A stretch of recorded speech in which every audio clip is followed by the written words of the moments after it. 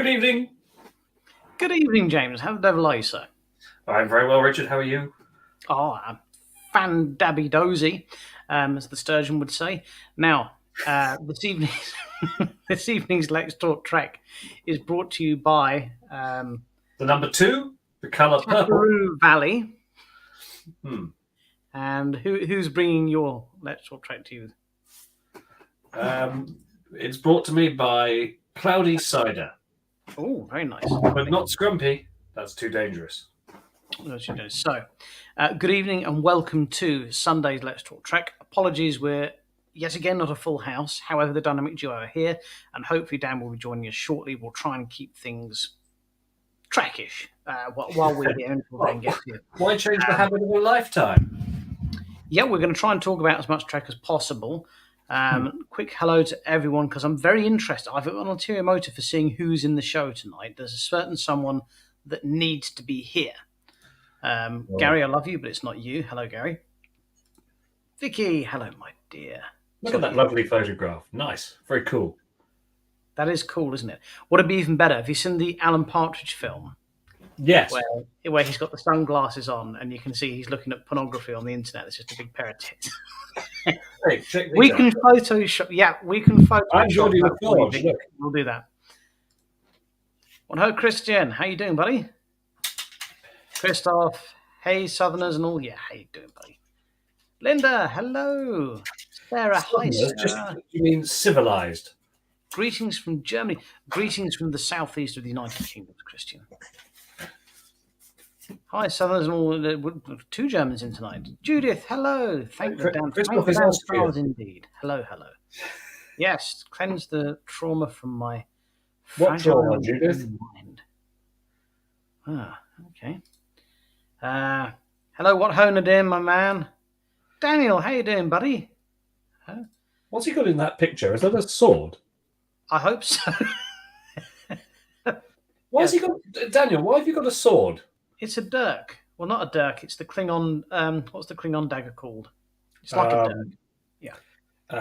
Mek'leth? No. It's Tatang. Tatang. Yeah. What ho, Val? How you doing? Auntie Val, we've missed you. Mine don't show tits, just big muss. Oh, show us your guns, James. There we go. But sadly, and we had a special something planned for someone this evening we were going to show on the show, but it doesn't appear she's watching. So it's a lot of effort gone to for no reason. Ah, well. I made the mistake of watching Halloween Ends. What, you weren't watching Star Trek? Well, hang on. Halloween hasn't even started yet. What's this? No, this is a film. This is a horror film. No. So it's a film. Jamie Lee Curtis.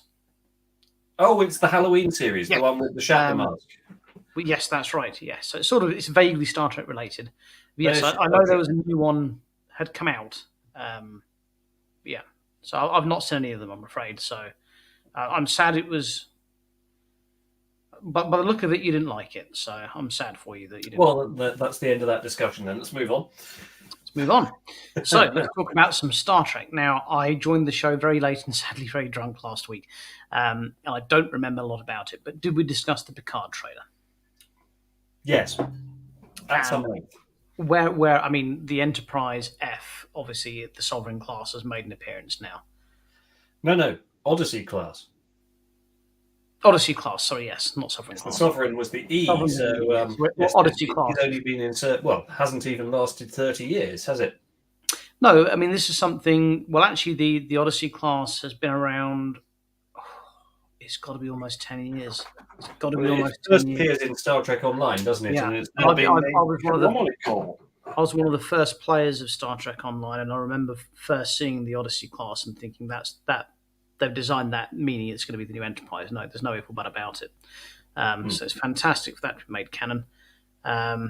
It's. I mean, everyone's been having it up as their Facebook profile pictures and everything, and it just looks beautiful. It just looks absolutely gorgeous. I'm not entirely certain about the casting of this season's villain. I think Gary Oldman was great in The Fifth Element, but why they had to bring him back for this, I don't know. Yeah.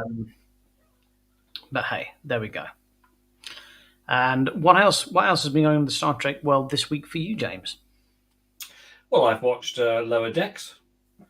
So I was 2 episodes behind. I'm caught up on both of them tonight. Oh, I've manufactured something. Look, would you like to see it? I would. So this is something that was supposed to have been ready for RikerCon, and wasn't for various reasons. So this is the Runabout Transporter Pad controller. So I haven't actually finished building the console for it yet, but there. Hang on, where's the camera? There we are. Look at that. Isn't that lovely? That's very pretty, James. Well done. But here's the thing. I've got 2 of them because the idea was one was going to augment our set and be the controller for our transporter pad, and the other I was going to auction off for the charity. But given the lack of time that I had to build it, I never managed to finish assembling it. So maybe I'll auction that off at a later stage. Well, that's unfortunate, but hey, there we go. Yeah, we'd like to do a lot of work for charity, but we don't like to talk about it. No, I don't do any work for charity. We'll leave that. No.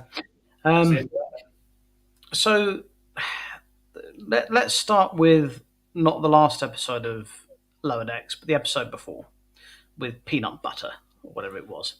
Peanut Hamper. Yes, can we Peanut Pumper? That's Peanut Hamper. Hamper, right? So I mean, first of all, could you mark it on damage, style, and aggression? Damage, I'll say 3 out of 10. Style, I'll give it a 7 out of 10. And aggression, I'll give it an 8 out of 10, I think. I thought it was fun. I know you're not a tremendous fan of Lower Decks, but I think it has. I've been enjoying this season. I have been enjoying this season more. I was actually quite looking forward to catching up to today's episodes. So, have you seen today's episode or not? Yes, I've seen the one with Peanut Pumper, and I've seen the one after that with the J.J. Abrams thing. But we'll start with the Peanut Pumper episode. So I watched it with my son, who's 11, and I asked him for his assessment, and he said it was a bit rubbish, but I quite liked the swearing. It was funny.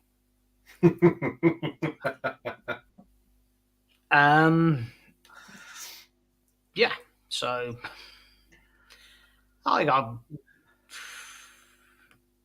I struggled to find anything myself that I enjoyed about the episode. What I've liked about this season of Lower Decks more is that I've actually found myself smiling and laughing out loud more to it. But I couldn't get going with the Peanut Hamper episode. I'm afraid that was just stupid. The following episode, I enjoyed more. So that's this week's episode you enjoyed more? Yes. The whole Abrams poke. There's a few Easter eggs in it. It was a bit better. I enjoyed that. Was there any Abrams stuff, or was that just the bit with the motorbikes? Well, they were making fun of it. There was a couple of references to rebooting it and with younger actors and stuff. Oh right, yes, of course, I get that now. And I wasn't sure. Well, it's one of these things we always come back to with new Star Trek and this whole representation message. But the whole, wow, are you Kirk? No, I'm Sulu. Oh, even better. Really? Would you like you were expecting Kirk and you get Sulu and you're happier? No, you wouldn't. You'd have the Raven arsehole. Let's be honest. But hey, but yeah, I have been enjoying this season of Lower Decks a lot more. I think they've got away a bit more, kind of similar to the Orville. The horse will bite you now. Yeah, but they've gotten away with not obviously the Orville's different kettle of fish, but they've gotten away with more goofiness than the Orville. And I've enjoyed this more again with Lower Decks. Apart from the Peanut Pumper episode, they've gotten away with more goof. You know, they've got rid of more of the goofiness and concentrated on a bit more of a decent story. And I've been enjoying this season. Well, let's face it, what they've established themselves as is essentially a sitcom based on all of the rich tapestry that's been laid out for them over 60 years. 56 years. I'm a huge fan of Jeff Coombs, friend of the show, Jeff Coombs. Yes, did our music video for us. Yeah, he was. And everything he's in. He's a ringer, isn't he? He's just the best in everything, in every scene, in every episode. He's the best thing about it. Absolutely. There was a good game about the section of 31 badges. We enjoyed that. Star Trek Simpsons. So there's you can on the Disney. Yeah, on the Disney Plus channel, they're having a poke. So on the Disney Plus channel, they've got an entire section dedicated to Simpsons episodes with Star Wars references. So I think that's why they were having a poke at that. Yeah. Oh, I see. Yeah, I think this season has been good. See what I found, Richard. Look at this. Look.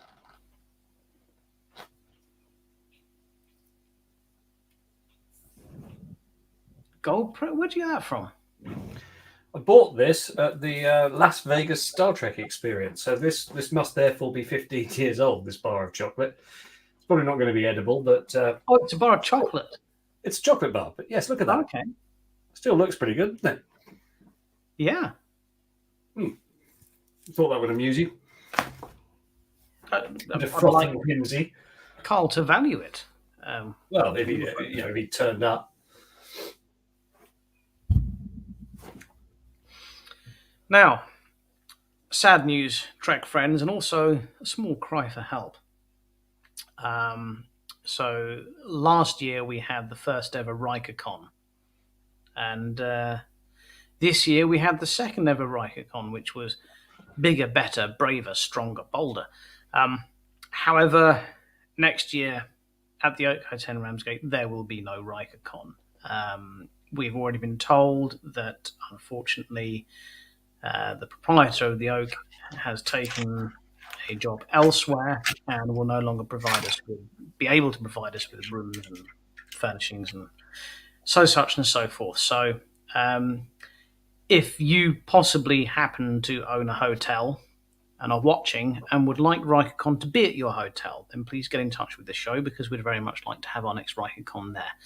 But as it stands at the moment, RikerCon is homeless for next year. So, sorry. Which is why Dan will be hosting Trekkie's Guide Con somewhere in the north. Well, I mean, there's a lot of benefits to things being hosted in the north.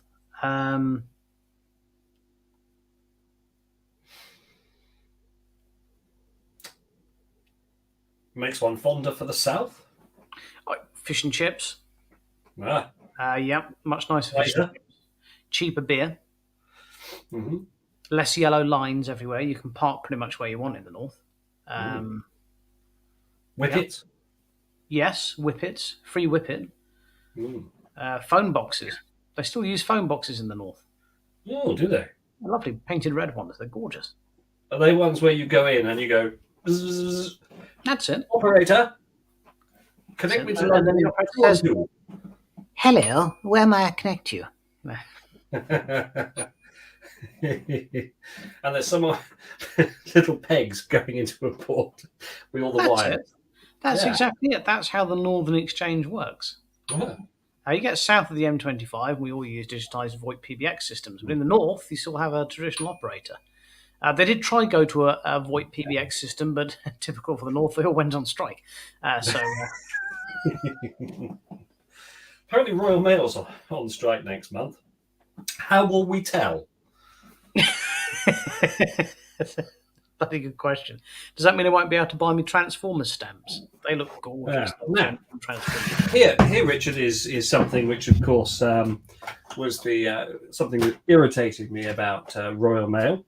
So for RikerCon, what I had available as a fundraiser, or would have had available if Royal Mail had bothered to deliver it, were these beautiful Riker's Beard Isolinear chips. Look at that.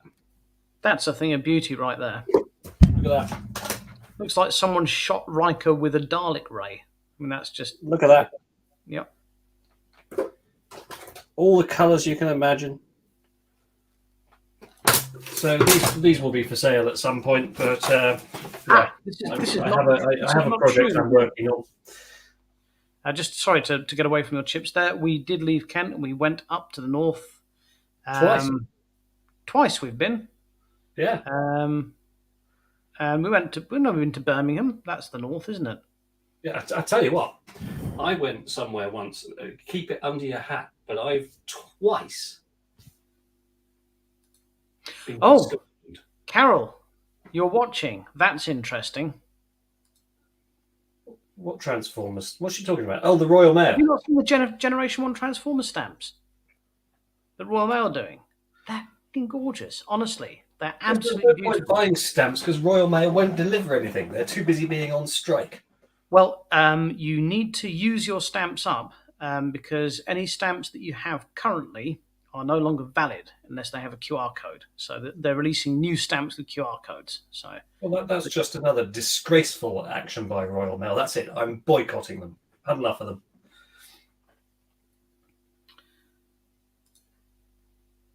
yes, chips are. Oh, look at Mark's profile picture there. Oh, look at that! Yes, Beautiful. see, look, you can have this whole set. Look at that! Oh, in 2 different designs and 4 different colours. Didn't you have a? Didn't you make a some sort of case to transport them in? Didn't you have? Yes. Here it is. Isn't that gorgeous? Look at that. Well, it's still half built, as you can see, but yeah, it's a lovely thing. Hang on, let me light it up. Let's see if we can light it up. It's a bit low tech, this, but here we go. All right. Oh. Oh.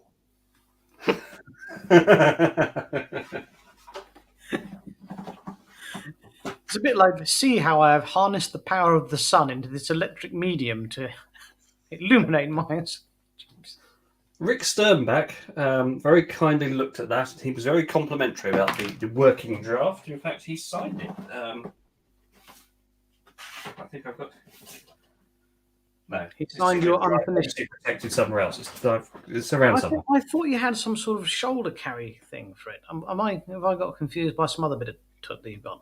Oh, you're thinking of some other bit of tut that I've made in the past, but that's actually meant to be a proper one-to-one. No, that was the rods. You had a thing with the rods in, didn't you? The rods?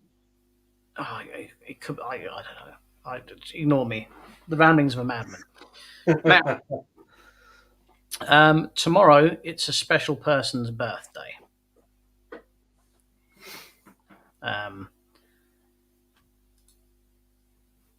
That's right. It's Carol's birthday tomorrow. Oh, what a lovely picture that is of Carol. Let's have that back up again. Carol's the one on the left. Carol, it's your birthday tomorrow, and if only there was some kind of special gift that you could give her. Well, I think we have to remember that certainly when it's someone's birthday that's very special and dear to us all. We were lucky enough to be in attendance for 2 of the Trekkie Girls' birthdays this year. Sadly, we've not been invited to Carol's. Is the short of it. However, that's not stopped us from coming up with what we feel is the best possible gift we could have had for Carol. We searched in flea markets high and low, and we decided that the best thing we could do is put pen to paper, as Elton John would have done. And we may not be Elton John, however, we have written... Or his partner, David Furnish. Yes, but we wrote this one for you, and you can tell everybody that this is your song.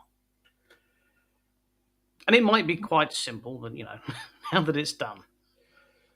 Simple is very much us. Happy birthday, Carol.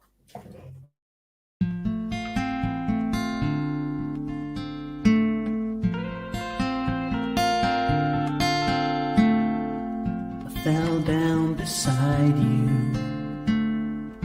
You helped me stand. I didn't want to hold you, but you wouldn't let go. When the cold comes closer and the stars are bright, it's gonna be alright. It's gonna be alright. Don't wait till it's over. We won't waste the night.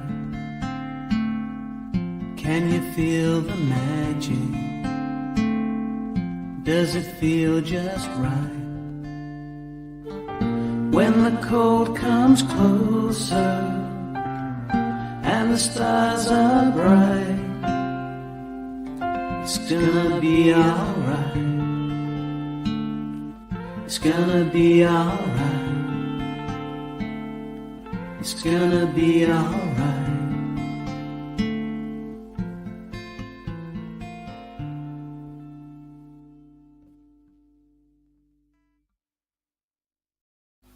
And you can tell everybody that that's your song. It might be quite simple, but now it is done. So happy birthday, Carol. Many happy returns. Can't believe she's only 36. She looks much younger. Now, on the subject of Star Trek and meetups and Riker, etc., James and I were briefly discussing before the show that the premiere of Picard is coming up soon. And we might float the idea out there if anyone fancies a meetup to watch the premiere. Did you say it was in February? I believe so, yes. Yeah, I mean, if anyone's interested in getting together. Look it up, hang on. Or use the internet. Computer. Try not to use too much internet, because you've only downloaded enough for the show. 16th of February. 16th of February, which is a Tuesday? I have no idea. Oh, hang on. What date is the 16th of February?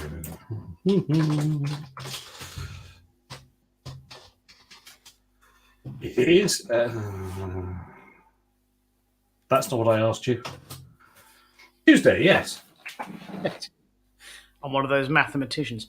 Now, yes, if anyone is interested in meeting up to watch it and then perhaps have a bite to eat and drink and discuss the show afterwards, we're thinking of possibly arranging something. We're open to ideas. I think it would be quite nice. Yes, Sarah suggested an online, maybe watch it and then all agree to meet online, have a group video chat afterwards. That and have pizza. I mean, that would be quite cool. Oh, pizza. Yeah. Are they still doing? That's worrying. What is it? The after show thing that awful Matt Mira chap did originally, and then it's Will Wheaton. Oh, Let's Talk Trek. No. It's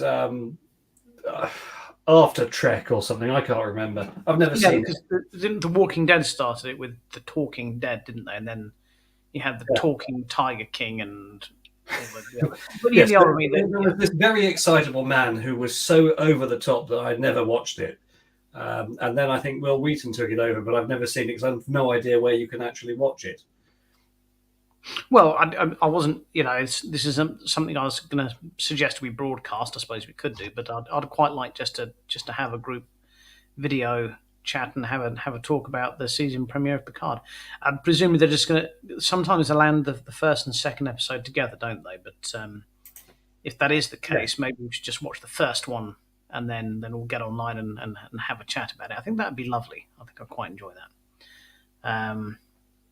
So it looks like the Ready Room after show thing. Yes, that's probably what they call it. Yes, we'll call it Let's Talk Trek, and it'll be better. Yes, Will Wheaton is at times entertaining. But, the Discovery one was quite good. Well, Sarah, we've got a new rule about Discovery, which is that we just ignore it. Well, isn't there? I know there is a new season of Discovery coming out. Do we know when it is? No. You want to check your calendar, James? Not really. Okay, well, there we are. But yes, there is another series of Discovery coming out. I'll be washing my hair, I think, that evening. Don't go to my barber.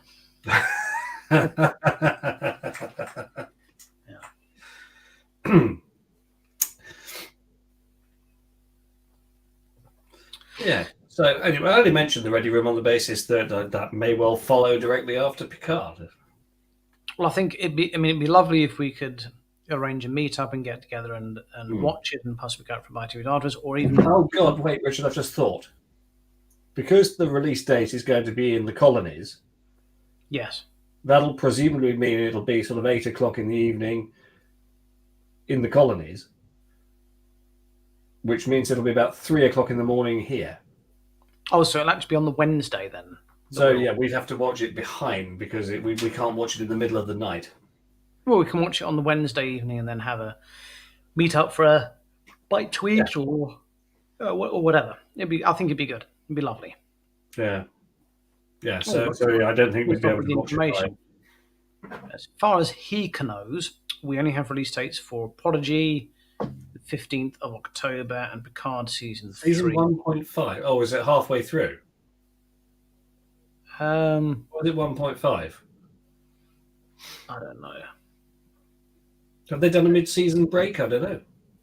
I'm up to date on the Prodigy. I just can't remember a lot of it. My son thoroughly enjoyed it. I thought it was a bit Star Warsy. I didn't really get into it, but yeah, okay. The UK will have the same lead. We'll get it sort of in the morning. Bridge episode possibly could be.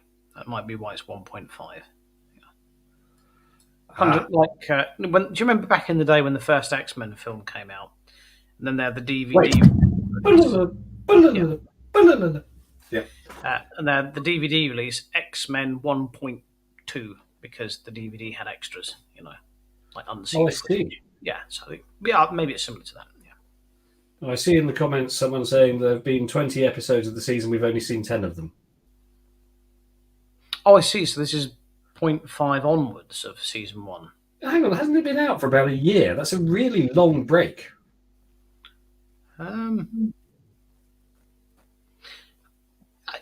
As I say, do you know what I should probably do? Next week, I'll get my son on the show and he can talk about it. Yes, he can tell us what happened. Well, it's aimed at children, and I think I enjoyed it, but it is aimed at children. I'd quite like his evaluation. Where can we watch it in the UK legally, Richard? So if I decide I want to watch it after this, I could catch up.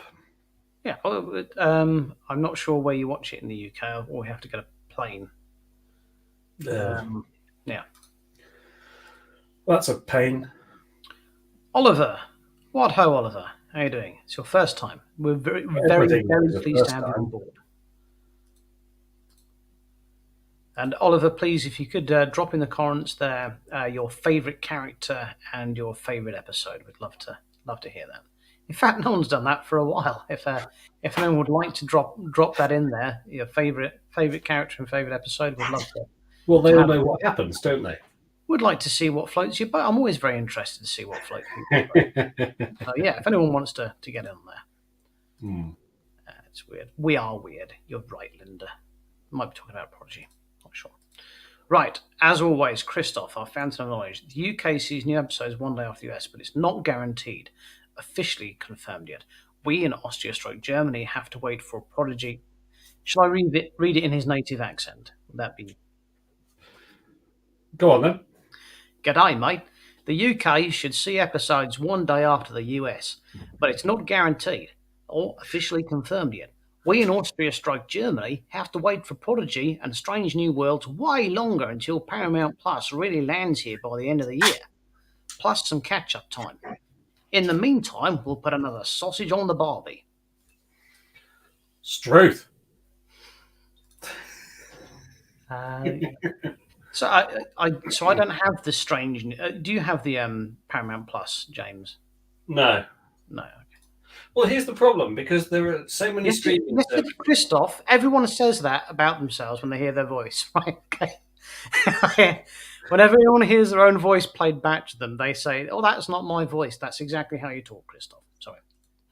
G'day. Yes. So, what were we talking about? I can't remember.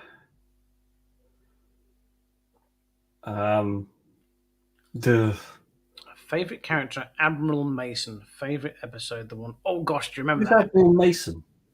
Dan Mason. Remember we did that episode from the hot tub in the north when it was unspeakably cold. Oh, well, that's the favourite episode of Let's Talk Trek rather than of Trek. Yeah, that was a good episode. I know. one we did from the north. That's proof that we were there. Proof. Precisely so. Yes. Data and trials and tribulations. Hang It's on. funny how your Dan's favourite character's not a character in your favourite episode. I have to say, Trials and Tribulations, I'm struggling to say how that's definitely my top 5. Definitely. I think that's Trials and Tribulations. I challenge anyone watching to say Trials and Tribulations is not in their top 5. Yes. Good answer, Daniel. Good answer. But wait, who's that in the photograph with him, Richard? That's Sophie Aldred.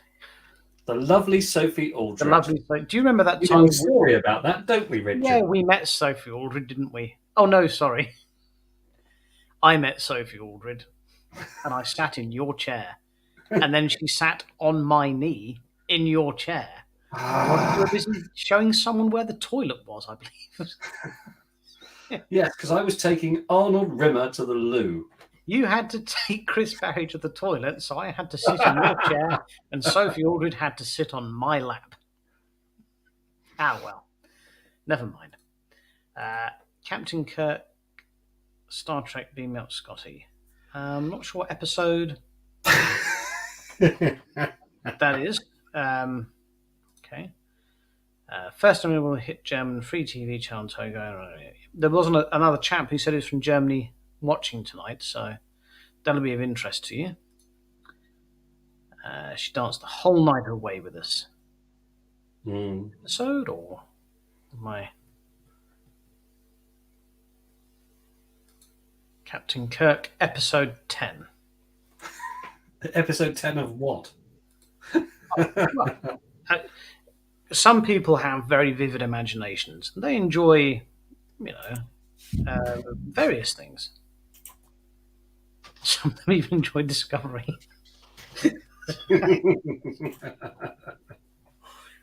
Sorry. Hang on.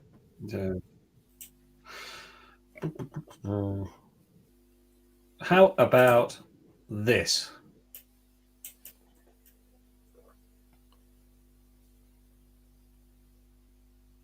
We're all sort of waiting for something to happen here, James. Sorry. Can you hear it?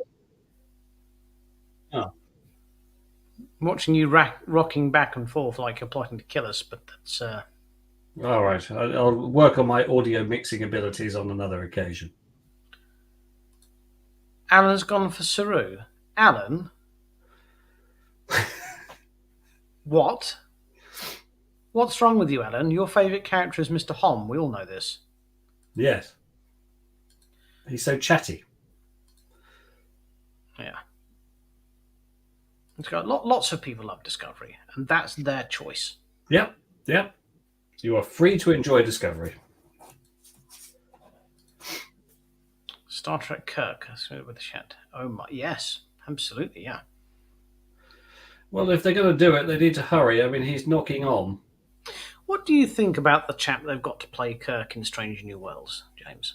Where are we? Well, he seems like a nice chap, and he seems a very He's a good capable actor. actor, but I'm afraid he's just not Kirk, though. What about him? I mean, I think it was very difficult. It was difficult for anyone to try and play the iconic role, and I think possibly Chris Pine did it so well.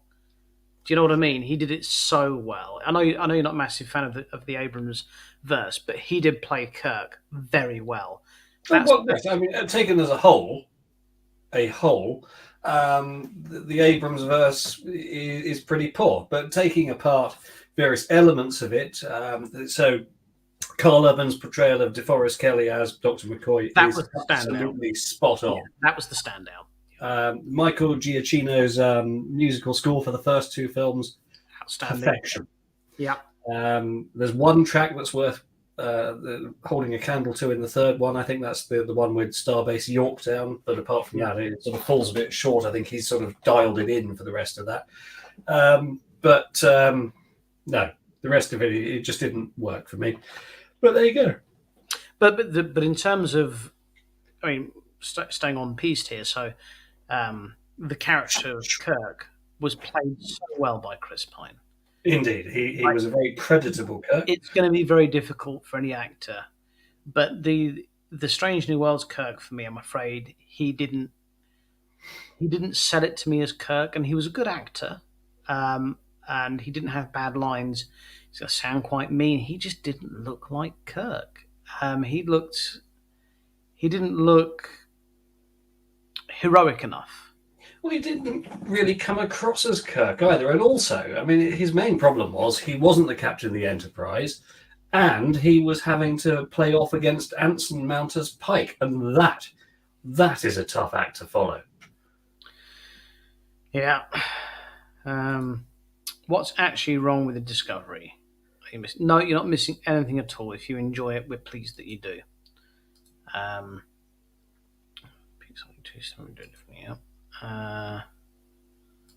hope we don't see Strange New Worlds Kirk again. Well, I think you do, because we know that they filmed season 2 back to back with season 1. I'm with you on that, Nadim. I kind of think it'd be nice if they just went, yeah, that didn't work, and left it. But nope. Captain Kirk's Star Trek movie. That's a good idea. Yeah. Like the unknown episode where he went on holiday to Risa. That'd be We're hearing, aren't we, Richard, all the rumours about Star Trek Janeway, or all these hints that there's some sort of conversations going on with Kate Mulgrew to bring her back in a live action role. Because, of course, she's doing Prodigy as a hologram. Yeah, I mean, any news of any new Star Trek's great. So, yeah, happy to see that. Disco is great. Yeah, genuinely, we're pleased that you like it. Really are. Yes, he's meant to feature a lot in. Yeah. Well, as I say, it's just very, very difficult acts to follow. That's the problem. So.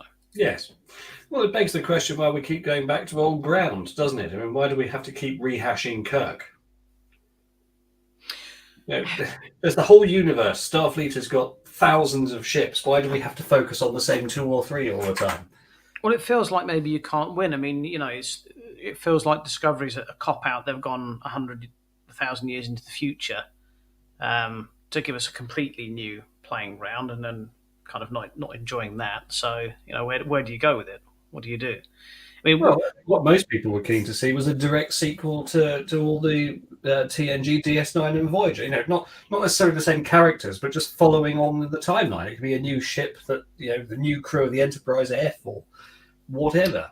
I get where you're coming through with that, because that's the age we grew up with. So that's the golden age, if you will. But the problem is sometimes you just have to let go, and you have to move on, because like Voyager's ratings were awful until they introduced some TNA into it. And that's what kept that going. What you can do? You mispronounced 7 of 9 there. This is how Kate Mulgrew described her. What ho, Dan? How you doing, buddy? Oh, how are you guys? He's been off to his mime group. Look, I'm in a box. Look. Actually, I've been fruit picking. Have you? A dog. Have you? Would you like to see the results of my fruit picking? With a torch. Go on then. What have you picked? Is it a banana? No. I've been to a grape picking place. And I've picked a lovely Rioja. Yeah. Ooh. Fast work. Yeah. Very nice. Yeah. It is indeed. Yeah, relax everyone. Dan's here now. He can carry on. The man, the legend. Nadim actually said earlier his favourite episode was the one of you in the hot tub, Dan. I would just like to point out that there was no song for my birthday. I'm just feeling a little left out. All right, well, here's a song for you now. Happy birthday No. Happy birthday to you. Happy birthday, dear Daniel. Happy birthday to you. And can you also do one for Vicky, Carl, Sarah, Sam?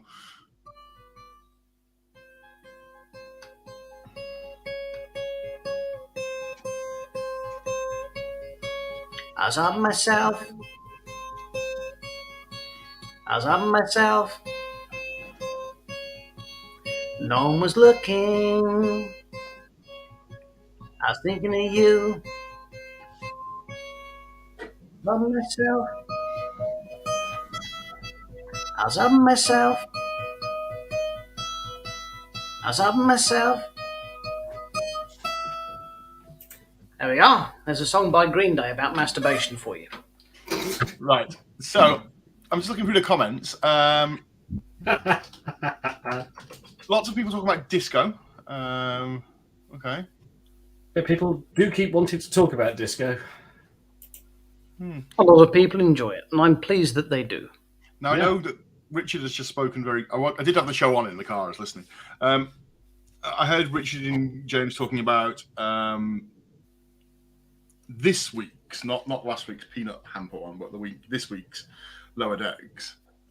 Yes. And the jibes at JJ. And my favourite line was the line about, are we being played by a younger version of ourselves in some sort of reboot type thing? And I was like, haha, it's fun when they know that they're taking the mick out of.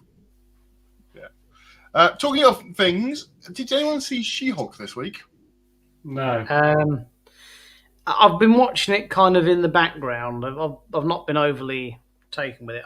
So I'm aware of it, but I've kind of watched it while I've been doing other things for most week. There is a fourth wall break that makes Deadpool look amateurish. I do really like the actress they've got to play her. I think she's great, but she's been fed some... Which version? The normal version or the Hulk version? Well, she plays both versions. It's computer animated. It's not like Lou Ferrigno. Yes, it's done with computers. It's the same actress, but they use a computer to make her look big and green. I've got evidence that's not true. All right, but carry on. What evidence have you got?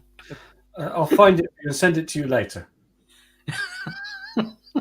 Talking of things this week, did you see a couple of things?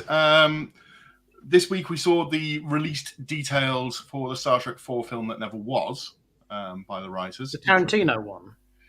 The one that was the one that's going to have Chris Hemsworth in it, not the Tarantino one. Reprising his role was going to be made, but is now not going to be made. Yes, not opposed to the one that is now going to be made. And this is the one where Kirk teams up with his father, who was obviously played by Chris Hemsworth, and it was going to be sort of like Indiana Jones and the Last Crusade in space, was sort of what they were aiming at that one towards. I suddenly remembered my Charlemagne. Also, the pen markers is mightier than the sword. Marcus could get lost in his own museum. Did you also see that Gates McFadden and Marina were both on? Has not improved. Gates and Marina were both on Twitter saying that fans have the power to make spin-offs happen, and if you ask for it enough, then it will happen. And if people wanted to see spin-offs from Picard, if the fans make enough clamour, then the studio will sort of pay attention. So, what would of the Picard people we have so far, who would you like to see get their own spin-off, guys, and why? Or not? Maybe Picard season 3, because I know that obviously Star Trek Riker. I mean, it's a given that we want to see that. Yeah, I mean, there's the Worf series that Michael Dorn has been banging on. He's banged on about that for decades. No one showed any interest in it then. It's just not going to happen, is it? I'm excited for Picard season 3 because it's going to be a farewell to the TNG. That's what it's about for me. Overall, Picard as a whole, I think, does not have me excited to see like a Star Trek Janeway or a Star Trek. If they're going to go down the same kind of route, I'm not massively excited for it. Star Trek Kim. I mean, we've discussed on this show a couple of months ago. I would like to see Stargazer with Rios as the captain of the Stargazer. You can't. Well, Callum's written him out now. Yeah. Yeah, but up to that point. In a similar way that we know that Strange New Worlds, what's going to happen to Pike, or we know what's going to happen to Rios. Full knowledge doesn't mean that you can't have a series set before that. We never let canon get in the way of a good series anyway. But I think in terms of what do we want to see, I think Strange New Worlds, that the unanimous popularity of it has shown really where the fandom as a whole want the shows to go. And yes, James, we were saying earlier, yeah, it does hark back to more to a golden era kind of style. Not necessarily Monster of the Week, because DS9 broke that mold. I think if I were to have my pick, if I were to say, right, okay, this is what I'd really like to see next, I genuinely would like to see a Voyager film. I think they're possibly with rebooted actors and actresses. The two-part Voyager one with the Krenin, I've forgotten what it's called now. Dan. Year of Hell. Year of Hell. I think that's a film. I really do. I think that's a film. The story's there. Most of the script would be there. I think you'd need to recast probably most of the actors and make that into a feature film. And I think that'd be one I'd love to see that. You do know Year of Hell was actually pitched originally as a season. Yeah. It was pitched actually originally as a film, and then as a series long story arc. They were going to have it as.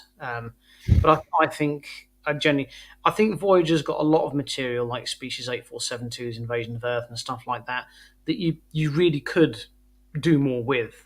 And I think I do think there's unresolved plot lines within the Voyager verse that could be motion films, and I'd really enjoy to see them.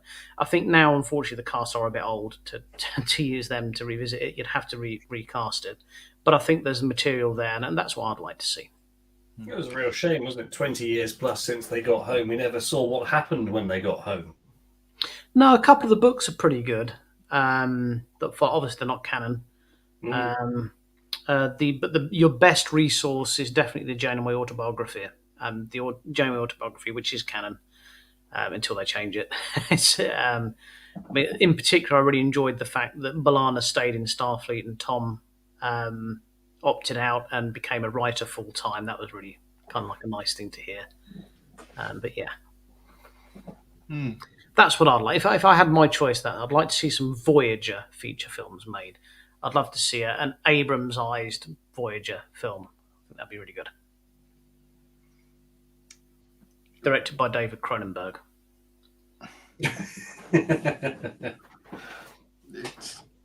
I think it's whether or not we've got. It's all going to come down to Picard season 3. How they wrap that TNG thing. The fact that the cast are saying things like Jonathan Frakes put a tweet out that said maybe not final at Star Trek on P+, and he was essentially saying, look, if you guys demand enough, maybe they'll get a TNG cast back for something else, maybe without Patrick. It's the story. Too, then resurrected him in the same episode. The question is the story of the TNG crew now going to be drawn successfully to an adequate close, rather than the close we'd sort of had, with the end of Insurrection.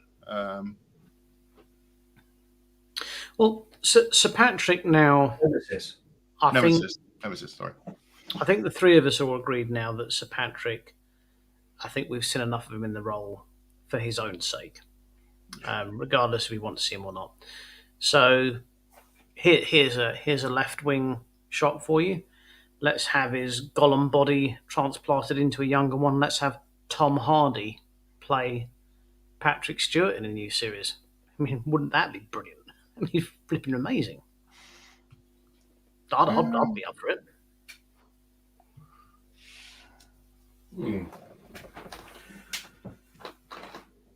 The Adventures of Wesley Crusher. No. Surely there is precedent in the filming industry to have James McAvoy take over as Patrick Stewart. He's good, but I thought Tom Hardy's performance as Picard in Nemesis was just superb. I really do. The trouble is, Tom Hardy's performance in Venom was atrocious, and Tom Hardy as an actor has gone downhill, not up. I thought he was one of the few things that was good about Venom, actually. It was just Venom was. I just thought it was very Well, it wasn't fun. He is being touted to be the next Bond as well. I've heard. I'm a big fan of Tom Hardy. I think he's a really good actor. I think he'd make a good Bond as well. I saw a rumor Matt Smith was in the running for Bond today. I can't see that at all. Can you?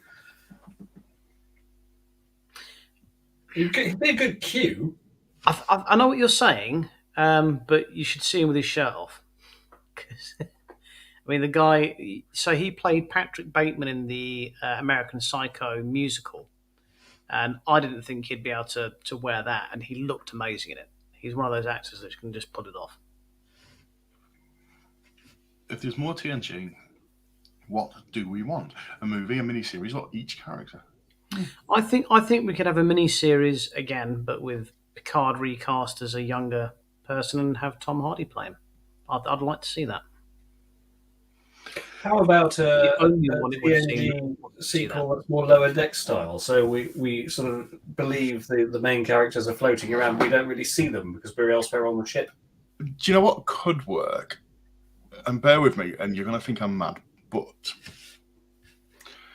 imagine a Star Trek TNG Starfleet Academy series. So all of the TNG cast, because they're all sort of same age-ish, going through the academy. And what you do is you do it very much in the tone of, do you remember the TV show How I Met Your Mother? So you had the voice of the older father telling the story, but it wasn't the voice of, and the character that was playing the part of Ted. So you could have, like, Sir Patrick, if he doesn't want to act but could still do voice stuff, he could be telling the story of Starfleet Academy, or he could be telling the story of the Stargazer, or he could be telling the story, and then the acting happens in that sort of How I Met Your Mother type style. So you could almost get I think we've had this discussion before, because there was meant to be a Starfleet Academy series, and Riker was going to be the Commandant Saad. Because James and I wanted it to be like Police Academy, but when they were on about doing this series, this is when like Buffy the Vampire Slayer was a popular thing, and it was going to be like a teen, almost like you're saying, like kind of like a teen drama. I think the chances of having something like that are quite slim now. I think there's enough there, with it was Red Squad, wasn't it? But my actual point on this is they wouldn't have to necessarily get the actors into the acting. If they are getting, they want to do that, you would have them voice it over and say, well, I remember when, blah, blah, blah. And each episode, you have a bit of a voiceover from the actor. You'd have a flashback, flash every episode be a flashback, yeah. Remember when we apple-pied Worf's bed? Yeah, but yeah, I mean, a flashback of Worf going through the academy as a Klingon, that'd sing today's audience. Huge. That'd be absolutely massive.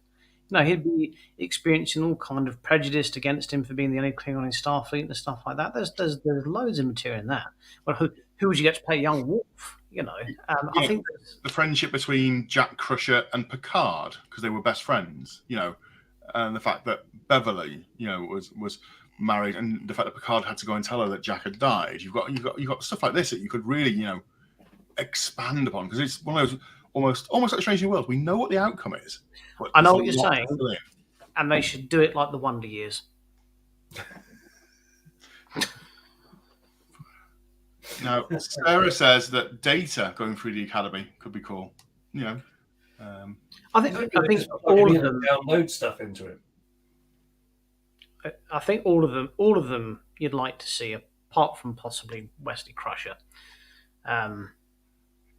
But yeah, there's a lot like if you've got Worf going through Starfleet Academy as the only Klingon, you've got LaForge going through it as a blind person. That there's lots of what's interesting about their characters. You think, actually, yeah, that'd be really interesting. There's absolutely nothing interesting at all about Beverly Crusher's character going through high school. Well, you've got the love story of Riker and Troy, and we know that Riker said he was going to meet her on Risa, and then he got that was after the academy, though, wasn't it? Yeah, but just you could go into that sort of thing, up to the Enterprise thing. But Riker going through the academy could be a Blue movie. That'd be awesome. That'd be like what are those old American songs? Electric Blue. That's what that. So Alan says, what? Just audio? No, Alan, my pitch is they do it like How I Met Your Mother, the TV show. So it would be flashbacks. So you'd hear the voice Like the act. Wonder We Years. know. The older generation, like the Wonder Years. Yeah. But not with Fred Savage. Wasn't he? Oh, yes, he was in that wonderful film with Andre the Giant, wasn't he? What, The Princess Bride? Yeah. Oh, what a film that is. There's something you should know. I'm not left-handed. I am not left-handed either. Oh God, monsieur! My name is Inigo Montoya. You kill my father. Prepare to die. Inconceivable. This It's word word, inconceivable. I do not think it means what you think it means. Let's not forget that it has got Grand Negus Zek. I've just gone off on a tangent here. It is a sweater! It is a sweater. In the fucking desert. What am I sweater for? Oh, Dan Adams. How about the Young Picard Chronicles? 1 week for the Academy, 1 week in the next Stargaze, 1 week some adventure. I know it. Right. So Daniel, I know exactly where Daniel's going with this. Daniel's been watching a wonderful TV series called Young Rock, which if you haven't watched it, even if you don't like wrestling, it's freaking amazing. It really is. Even if you know nothing about wrestling, even if you don't like wrestling, you will like Young Rock.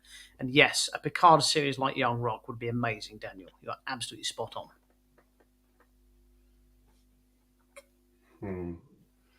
Seriously, watch Young Rock. I told you all to watch Ted Lasso, and you went, "Oh, Ted Lasso is about football. I don't like it." And you were like, "Oh wow, Ted Lasso is the best thing ever."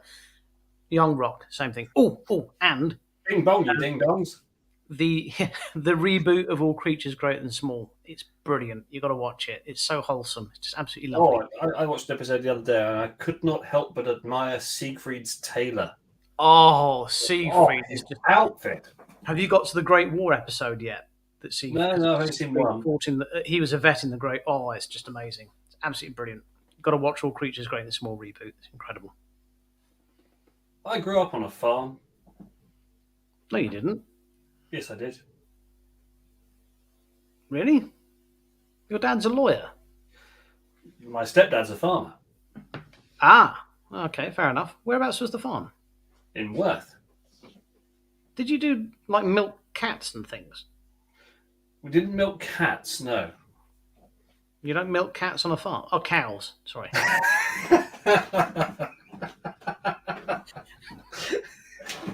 Wow. You have farm cats, farm cows. I think you've got to milk something.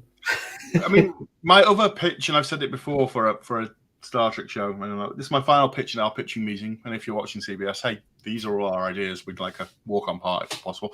Well, Star actually, Trek. they're commissioned for the next show of the Ready Room or whatever they want to call it. Yeah, I'd like to see something like Star Trek NCIS or Star Trek JAG. You know, the investigative crime series side of, you know. You pull faces, Richard. CSI and NCIS are two of the biggest shows of the last 2 decades. If only you could get someone like Scott Bakula to star in one. I think I'm not pulling I'm pulling faces because I think that's what they wanted to do with Section 31. Obviously, it didn't get off the ground. So I think you're right. There's an appetite for it, but for whatever reason, I don't think it's going to happen. Well, Section 31 bitten the dust. I mean, they've often said it's still in the works. Well, I think that's essentially that's the series that Dan's talking, and I was really excited to see it because I love Michelle Yeoh. So I thought that was going to be a really kind of like who's going to police the Federation, like JAG, like Dan's saying. I'd like to see it, but I just don't think it. I think they've explored it and it's not happened. So I mean, you could pitch that similarly just after, you know, Voyager or in this Picard type universe. That way, you could still have all the old favorites pop in to do cameo roles, or, you know, oh, we're going to go speak to Admiral Janeway. You know, you don't have to then shoehorn her into his own series, but you've got that right time era to sort of, you know, throw all the ones that you want to throw in. Yeah. How about Star Trek Temporal Investigations? Oh, we've had an idea about this already, and I would be the temporal violations officer. Yes. As I am for the Riker's beard, yes. Section 1, probably trying to get Michelle Yeoh out of the movie business. Well, she did Discovery. I think the thing with a lot of actors and actresses, especially like Michelle Yeoh, who really has done it all and proven it all. They kind of want to keep working, but would rather have an easier schedule. And although it's better on the actors now than it used to be, it's still quite a grueling schedule doing a series. I think that's she's kind of popular enough and has been there and done it enough and gets offered enough roles, she can pick and choose them. So yeah, I think you're right. It's not a case of getting her out of the movie business, more that with the movie business she can pick and choose roles around her own lifestyle that she wants to do now. No, as the show is 10 o'clock, and I know we usually do an hour. You're right to talk about for about 10, 15 more minutes, because I have something I want to talk to Richard about, and it's something I know he's got knowledge on. So yeah, absolutely, go for it. Do you remember you were telling me about this filming technique? You were talking about it with me and Gary at RikerCon, so you might not remember because you've been sampling the grapes, but. There's a filming technique that Disney are using where they have large rooms of green screens. Yeah. And well, they're not that. So they're not green screens. They're OLED. So this is a huge. This is a game changer. This is where the Mandalorian changed everything, and it was shot at loss because the actors are filming with actually the CGI. It's not the finished CGI, but they're actually filming with the CGI behind them. The actors have that as reference now, not just a green screen. That's the huge change there. So I was thinking about this because did you see the news this week about Tom Cruise? No. It's turned out that he was fake all along. He's been CGI since the 80s. He's a vampire. No. So Tom Cruise, after the success of Top Gun, is going to be going up to the ISS. Right. And they're going to be doing some filming of Tom Cruise doing an actual spacewalk for a film role. So he's doing some sort of space film, and he wants, how Tom Cruise loves to do, or make everything as real as possible. So they're paying for him to go up to the ISS and do an actual spacewalk outside the ISS, which can be filmed for this film. And it just got me thinking, Star Trek started, 50, more than James, 55, 56, 56. Like that, 56 years ago. And, how it must feel for like William Shatner to be like, we started on a set with, bits of string and, very blatantly nails sticking out of things. And now you have actors going to actual space to film. And you have actors that can be in these magnificent rooms, like Richard said, with screens where they can see the effects. It's such a mind-blowing thing when you sit and think of the progress that's been made. Absolutely. We've spoken about this on the show before, and specifically with Next Generation, what makes it great. And we've always referenced the best of both worlds and the complete lack of money that's when you look at it in today's context that was spent on it, and the fact that it was incredible nonetheless, because what they lacked for in the budget for effects, they made up for in writing and writing quality. Tom Cruise blasting up, he's an adrenaline junkie. He's probably making this at a loss so he can go up there and do it. Are you going to get as good a shots of him actually walking space as you could get using special effects? Probably not, no. You can't sort of fly a drone out and do lovely shots like you would be able to. You're probably not going to, you're not going to be able to see much of him. It could be anyone in the suit kind of thing. Well, you're quite right, Richard. The irony is they're not going to be able to get the cameras, are they? No. It's the interesting thing in the article, it says Tom Cruise, a trip to space might just be another day at the office, but Cruise hopes to shoot scenes for an as yet untitled action film on the ISS in the near future. If he succeeds, he will become the first civilian to do a spacewalk outside of the space station. He's well qualified. I mean, he's extremely fit. He's an accomplished pilot. You can't just blast anyone, ill person up into space and get him to a spacewalk. And how kind of CBS friendly are we going? Well, no, let's do it. So, because he's a Scientologist, Tom Cruise actually is a Phaeton operator level 10, which means he does actually believe he's been to outer space anyway. And been on the ship. So for him, this will be literally a walk in the park because he's already been there. No, seriously, I got banned from a Star Trek group for saying the same about Kirstie Alley. Apparently, this is not a Photoshop picture. This is an actual real picture which was put out by Tom Cruise is one of the only about 6 or 7 people that's been into the top of the Burj Khalifa. And he's casually just sat on the top of the very top tip of the Burj Khalifa with no safety harness, no nothing. Just, Yeah, but if you were a vampire, you could happily sit there like that with sun cream on, couldn't you? You could just turn into a bat and fly down, can't you? I turn black, fly down, yeah. Yeah, absolutely. You have to respect the man. But yeah, it just got me thinking how even like looking at times from, spacewalks for First Contact, the EVA scenes there. And now we're looking at people that might be actually filming real spacewalks in real space. It's like, wow. Oh, it was amazing. I can't remember the astronaut's name now that played the David Bowie song, Space Oddity. Commander Chris Hadkinson. Yeah, it was fantastic. I think that was it. Yeah, again, you make up for. You make up. Yeah, he's a wackadoodle, but you make up for.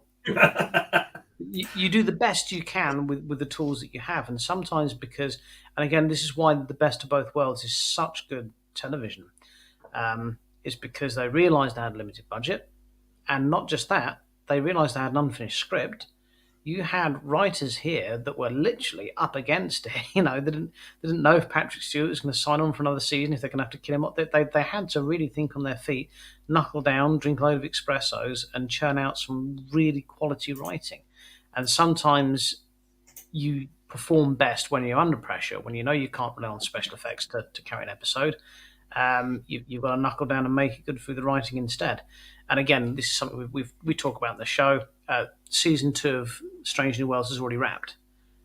So how can they react to the poor reception of Kirk in the first season? They can't.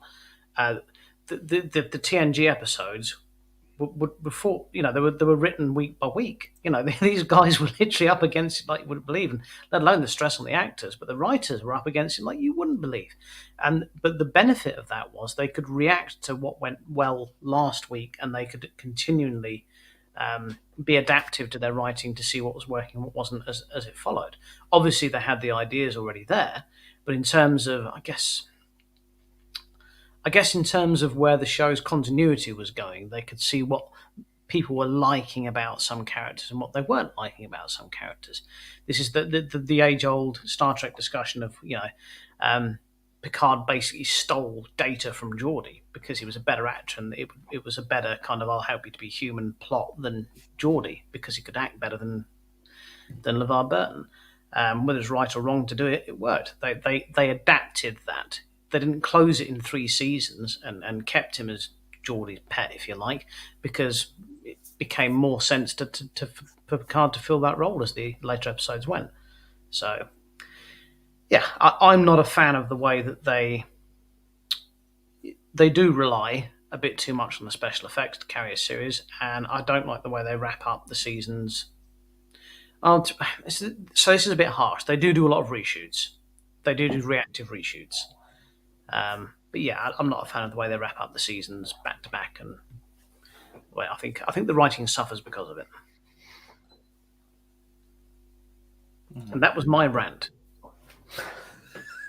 I mean, we did the Richard Rants trailer. If I had to have a little rant about season endings, it would be about Discovery. And how I would rant about Discovery is like this. It almost, if you feel the end of Discovery Season 3 and the end of Discovery Season 4, at the end of each one, it's almost like the writers weren't convinced that they were going to get another season out of it. Does that make sense?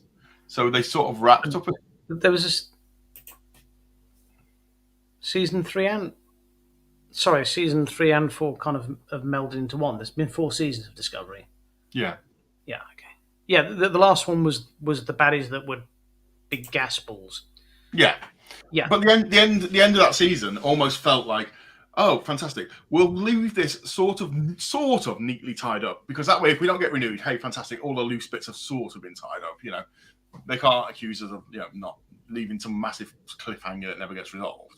There's no big cliffhangers now, unlike your Best of Both Worlds, which was that shot of Locutus, and it's like, oh my god. That was the only cliffhanger in TNG, though, wasn't it? As a season end. I think No. so. Yeah, we had a few 2-parters, but there weren't. Descent carried over 2 seasons, I think, didn't it? Was Descent season 6 into 7? I think so. Yeah. Isn't Times Arrow? Isn't that? I don't think that was a season ender, but could be wrong. That was around season 5.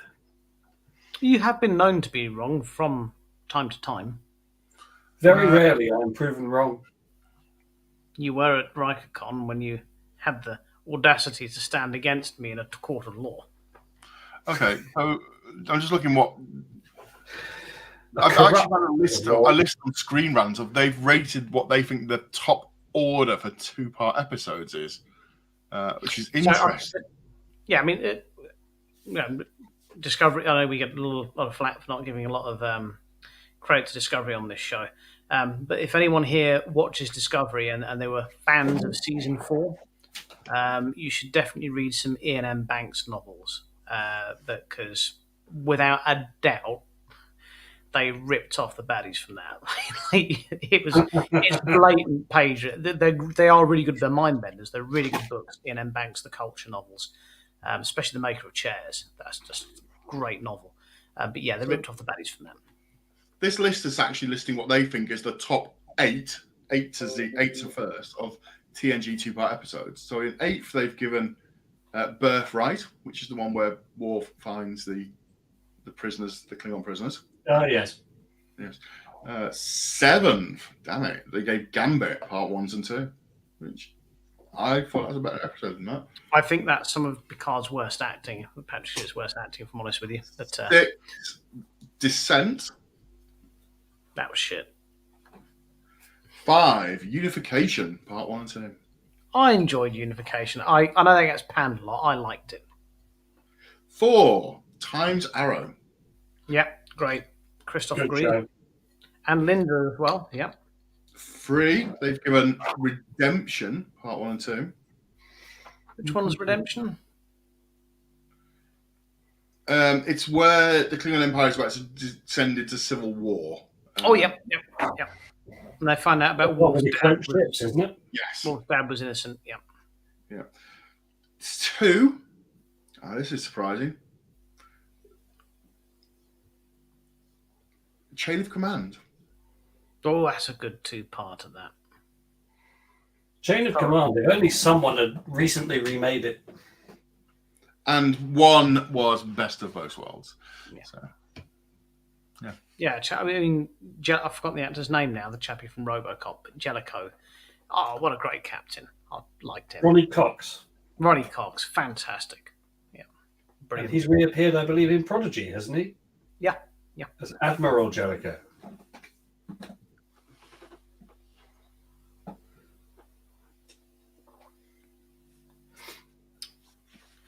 Wales seems to do Wales very well. Comic-Con is the one to go to, doesn't it? Wales do very well for their guests. I wonder how much Ryan Reynolds has influenced people wanting to go to Wales from the US. I've been to Wales twice, you know. I've driven through it twice. No, 3 or 4 times. Really? I've never stopped. Where were you going that you went through it? Devon. Hey? This is before SatNav, and I had So this is before SatNav, and I had an AA road map, and and I'm not very good at navigating. And then you ended up in Wales. Well, no, because the first time I did it, there was an accident, and I had to go up through that way and then come down because the road was closed off. So that was the way I knew. So that's because that was the way I knew. That's the way I always went when I was courting my wife. So, yeah. Back in 1998. Well, I grew up in Wales, so hey ho. Right. Well, I mean that's 15:15 now, guys. So we have had our hour and 15. This show seems to be getting a new hour and 15. Well, just everybody, if you're watching, please, if you could hit the love button or the thumbs up button, we'd really appreciate it. And happy birthday to Carol for tomorrow. I hope you enjoyed your song. You can tell everybody that's your song.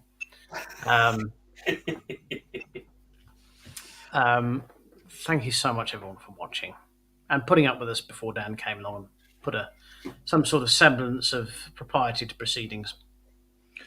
Well, and if you do know a location where we can hold a small convention, or you are a hotel proprietor, or you've got a warehouse, or a barn, or a field, you know, anything like that, we would be interested to talk to you for the future of RikerCon. Do you know what? RikerCon really was bloody good this year. I know I was a bit shit-faced, but I thought it was really... I thought it was fantastic. It was terribly sad if we can't do it again next year. Especially as there's no proper official UK convention anymore. Oh,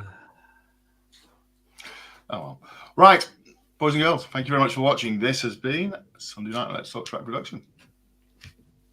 Look after yourselves and each other. Eat the flowers. Don't have nightmares.